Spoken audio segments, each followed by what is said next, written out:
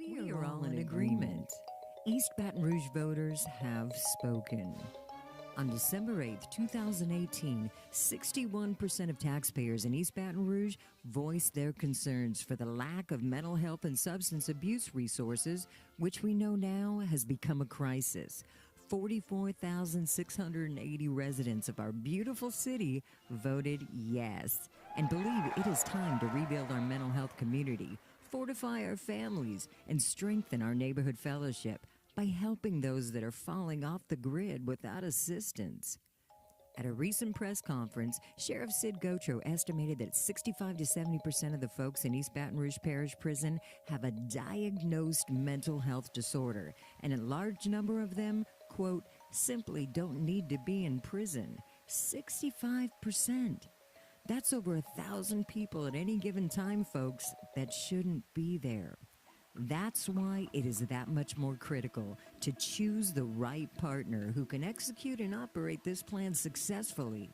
There's no time to practice. The success of this plan projects taxpayer savings of some $55 million over the next 10 years in incarceration and health care costs. Now, where will that money go? Our concern is whether our money collected will go to a separate private nonprofit who regulates themselves or to a government entity like Capital Area Human Services, who's regulated by the state, is already established in the field. They've got a location, credentialed staff, accountability, and could be up and running with this in no time. Think about how much time and money that would save. It just seems like the logical choice. So now we are at a crossroads and need to be very careful where this money goes. As a taxpayer and voice for the 45,000 voters who said yes, we want solutions.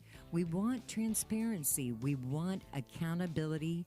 We want results. So now the Metro Council is faced with this important responsibility of designating the $6.4 million to the right partner that most effectively serves the parish's needs with sustaining success. Let's take a look at our options. Will we choose a partner that is accountable and transparent at both the local, state, and federal levels? One that has the capacity, talent, and skills of mental health professionals to design and implement a program that takes into account the full needs of the parish. An organization serving a variety of populations, including the youth and seriously mentally ill. Even the state has a bidding process in place. Why aren't we vetting the same process? Well, we choose a partner who has a 136-page business plan that was modeled after a mental health facility in San Antonio, Texas. Apples and oranges, folks. Let's get some doctors on the board of directors. How about just one? If the bridge doesn't plan on housing these folks for more than 3 days, what's the difference between their proposal and jail? I'll tell you, $6.4 million. Come on, guys, we can do better than this. Let us be diligent and wise in choosing the right visionary for this mental health crisis stabilization. Let's keep our primary focus on the people, not the dollar bill. This mental health center will literally save lives if done right. The citizens of East Baton Rouge Parish need and deserve a real behavioral mental health care system run by professionals that care about them. These patients are our families, our neighbors, our siblings, our kids, our parents, our employees, and we are responsible to carry that burden to ensure they have the opportunity to receive accessible help without prejudice. This is what we voted for. We want results. Baton Rouge is a city like no other.